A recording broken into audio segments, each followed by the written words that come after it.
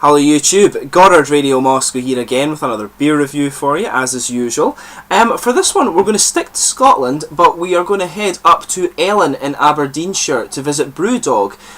So for this one we're going to do a beer called Kohatu, which comes from the IPA Is Dead 2014 range. Now every year Brewdog will release the IPA Is Dead range, and the idea behind these, just in case you don't know, is that they will release 4 different beers, all single hop IPAs, the same malt base, pretty much the same base beer, and they hop them with they use a different single hop for each of these things, and the idea is essentially to allow you to sort of start distinguishing between the different tastes that each hop can give you. It's a very, very cool thing. They also have the Unleash the Yeast series, which is the same idea, the same base beer, but they use a different yeast strain, and it gives it a totally different kind of flavour to the beer. So it's very, very interesting actually to see them do these different series, and that's what's very cool about Brewdog. But as is usual with my beer reviews, then we'll go through a very, very short history of the Brewdog brewery, and if you are simply interested in the tasting of this beer, just fast forward a minute or two into the video and you will catch that. And as always, the brewery website's in the video description for you below, along with the link to my other Brewdog beer reviews. I've done about 35 or so of these now, so be sure to check those out if you are interested. But anyway, Brewdog was founded back in 2007, originally from Fraserburgh in the very northeast corner of Scotland, but in 2012 I believe it was, they moved down to Ellon, which is about 20 miles north of the city of Aberdeen, the oil capital of Europe. But this brewery are pretty much the flag carriers of Scottish craft brewing these days. Any style of beer you can think of, these guys will have done it at some point in their history, and in fact the only downside to this brewery is the fact that they produce so much good beer, but a lot of it you will only see once, so you really need to keep up to date with their beer and just buy them as they come out if you want to try everything from these guys. That's what I have to do with them. But these days they're very well known for having their big chain of brew pubs. Pretty much every major city in Scotland and England has one these days. They've started to expand into Wales as well. There's a few international locations: Stockholm, Gothenburg in Sweden, Firenze in Italy, Tokyo in Japan, also Sao Paulo in Brazil, and they are looking at locations, I think, Paris, Brussels, Berlin, and also in the US, Canada, New Zealand and Australia as well. So you will see them expanding over the next little while. And you can also buy into this brewery as well. You can buy shares in the brewery, and essentially what happens is you get a discount in the online store and at the pubs and things like that to buy their beer. And the level of discount essentially depends on how much you're actually willing to invest in the brewery. And the most recent event that the brewery's done is that they've also opened up a bottle shop in London as well. So you will start to see these over the next little while too, and the next one they said will be in Aberdeen, which is their home city in Scotland. It's a little bit of a shame that they didn't do that as the first one, but you know, what can you do? But the other thing, the only other thing I can really think to say about Brewdog is you really need to try their beers. They're very famous for strong beers as well, so check them out for that. But they're pretty much the flag carriers of Scottish craft brewing. Like I said, they're the largest independently owned brewer in Scotland, and they export all over the world these days. Pretty much any continent you go to, you will find Brewdog beer. But let's get on to the tasting of this beer itself then. Just to tell you a little bit about the IPA Is Dead series. As I mentioned to you, this series comes out every single year, and it's essentially the same base beer. So the base beer that they use in these things, they're all 6.7% single hop IPAs. The malt base is Maris Otter and crystal malt and caramel, and then obviously you have your single hop on top of that. And the 4 ones in the series this year with IPA Is Dead 2014 is Kohatu, obviously, which is a New Zealand one. There's Amarillo, which comes to you from America. There's Comet, which I'm not sure exactly where that's from. And there's also Experimental Hop number 366. So that should be a really interesting one to do. It's quite an interesting series for you this year. But to tell you about the hop that's in this guy, it says Kohatu is a New Zealand hop, and it has a mid-range of alpha acids and a moderate range of aromatic oil.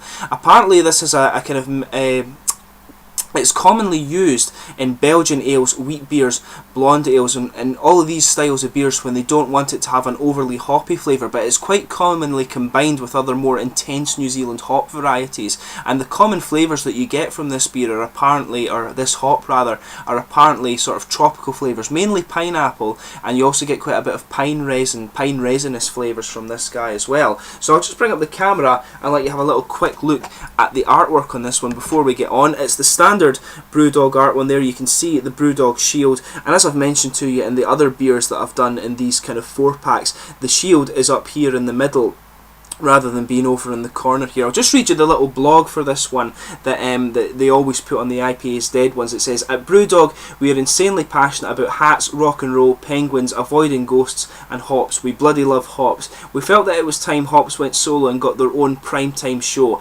IPA Is Dead showcases 4 killer hop varieties to create 4 radically different single hop IPAs. Each IPA contains the same malt backbone and is brewed to be 75 IBUs and is enthusiastically kettle hopped and dry hopped with Amarillo, Experimental 366, Kohatu and Comet hops. To appreciate the true character, flavour, power and aroma of our favourite hops, you need them in their purest undiluted form. Can you say you've ever experienced 100% hop awesomeness? IPA Is Dead. IPA Is Dead is brewed and bottled to do just that." So just to let you see the bottle cap on this one, actually the lights being a bit of a pain with this one, you can see it's the standard blue with white background on it, the Brewdog with white background. But I should point out as well that Brewdog have actually started they've changed their labels, and they're quite weird on the eye actually, but hopefully they'll grow on me after a little while. But I don't see the need for them to change their labels. You know, the German breweries that have been around for centuries very rarely change their labels, so I don't know why Brewdog decided to do it anyway. But as let's get on with the tasting with this one. That's a bit of a minor complaint of mine. Let's get it open and into the glass. So this is Kohatu, which is the New Zealand hop from the IPA Is Dead 2014 range. We'll get this guy into the glass and see how we get on. You can really smell the sort of fruitiness coming out of this one actually as you pour it. See if we can get a nice head on this guy here. So let's just bring the camera up and we'll make sure you can have a nice little look at the colour of this beer. Just set this guy down so it's nicely positioned. There we are. I'll bring the light up so you can see. So we have a nice sort of bright amber orangey colour on this one. It's a little bit hazy, as you can see. If I put my fingers behind this one, I'll bring the light over so you can see. You can see just how bright this beer is actually. If I put my fingers behind it, you can see it is slightly opaque. You won't see my fingers through that. There's just a little bit of carbonation kind of going up to the top there. It should be quite a smooth beer. This is, if they're anything like the 2013 range, they will be quite smooth. You can see it had about a half finger of a frothy white head there, and you can just see that sort of dissipating now, or disappearing into a very kind of thin foamy layer. So let's give it a smell and just see what we can pick up from the aromas of this guy. I'll just put that light back down there and make sure my computer doesn't freeze, because it's been doing that recently. So with this guy, it's quite unusual because I've noticed this with IPA Is Dead. They do have this, all of them seem to have this kind of nice dusty hop aroma. I think that's maybe when they do the dry hopping you get that. But you've got a nice, really fruity aroma in here, some nice kind of tropical fruits. It smells quite peachy actually. I can see you would get some kind of pineapple aroma in here too. But I think it's the pineapple would give you not quite as sharp an aroma, but there is a sort of peachy sharpness to it as well. But there's definitely a little bit of candied fruit in here, and it does have just a little bit of the kind of, as I'm saying, you're getting that nice kind of dusty feel to it. I'm not sure if that's just the dry hopping that does that. So if those of you that are into brewing, please let me know that in the comments section. But it's got a nice little bit of piney resin to it. Comes kind of sweet caramel malts coming out. This caramel malt comes out a little bit more when you kind of sugar it up like this. But it's got a good bit of kind of floral character in it as well, which is apparently characteristic. One of the kind of characteristic things of the aroma of the Kohatu hop. But let's give it a taste and see how we get on here.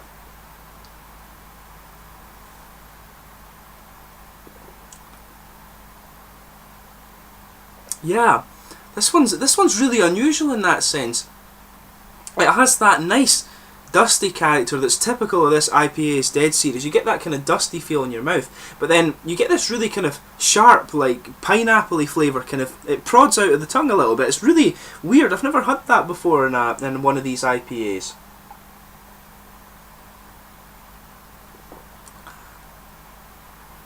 Yeah, it's weird. When the beer goes over the tongue, your tongue goes, it almost feels as if your tongue kind of waters up a little bit, and it brings out this really kind of sharp pineapple flavour in the beer. It's really unusual. It's really cool.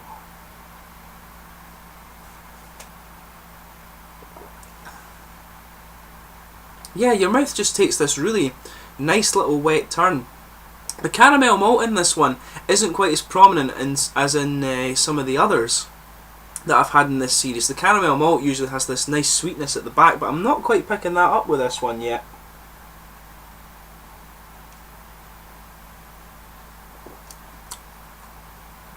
Yeah, if you have to do the little sort of tongue flicky thing to get the caramel malt. It's actually a little bit darker, the caramel malt in this one. It's not quite as sweet as in the previous series.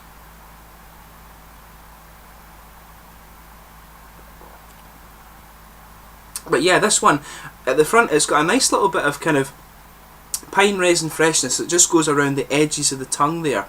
But as I say, in the middle of the tongue at the front, you're getting that weird, or well, it's not weird, it's really cool. You're getting that kind of really unusual little wetness coming in, a little sharpness from this sort of pineapple flavour. There's not, I was picking up peaches in the aroma, but they're really not there. It definitely is that kind of pineapple flavour that's characteristic of the hop. So it's really cool that they've managed to bring out that kind of characteristic part of the hop flavour.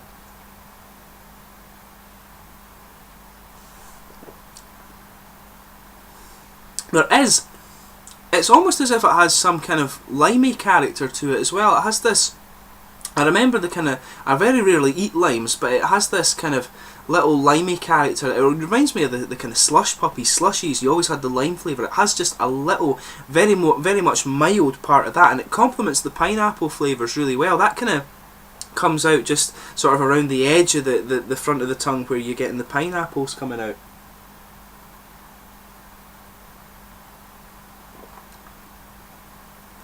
There's definitely some kind of floral character in here too. There's not really much of it in the way of grassiness, but there is definitely a floral element to it, and that kind of sits just before you move right to the edges of the tongue, where you've got that aromatic character to it. It's a really interesting hop, this one. As I can see what they're saying when they say it's more of a mild hop. It's not very punchy at all, but it's more of a complex flavour hop. So like you would maybe do it with a kind of some of the other hops. You get the really nice kind of fruity ones from New Zealand. I can see why this one's used to maybe be a more sort of background hop and give the thing a little bit more complex flavour. But this is a really interesting one, and this series is really good just to let you think about all the different things that's in that can come with a single hop. So in terms of the mouthfeel of this one, it's definitely mid-bodied. There's a little bit of alcohol warmth in this one, and if I remember rightly, 2013 range was 6.7%, but these are 7.2, so I might have told you a little bit of a lie earlier, but there's definitely just a little hint of alcohol warmth in there. As is typical with the series though, it's got a slightly oily mouthfeel, just a little bit dry at the end, and it has just this little bit of kind of crisp character to it as well. I feel these ones have it a little bit more than the other ones that were lower, and that's maybe just the alcohol warmth just makes it feel a little bit crisper when you get the dry character coming out. But overall, I would say with this Kohatu hop, it's quite a complex IPA. There's a lot of little elements to it. It's not a very punchy one, so for those of you who like the really kind of nice bitter IPAs, this probably isn't the one for you, but nonetheless it's a very interesting hop to try, and you can see why in brewing they like to use this one in the background and then mix it with other ones to get the more kind of punchy fruity flavours. But overall, I mean, really nice beer and really interesting to try, so I recommend, if you get the chance, pick up the IPA Is Dead 2014 range from Brewdog. Pardon me, sorry. So pick up the IPA Is Dead range 2014 from Brewdog. Always interesting to try these little things. There will be many more Brewdog reviews to come for you over the next little while on my channel. And please like, subscribe, share, all the usual YouTube stuff. Let me know in the comment section your own thoughts on this beer. I hope you've enjoyed this one, and I will catch you soon with another beer review. Cheers!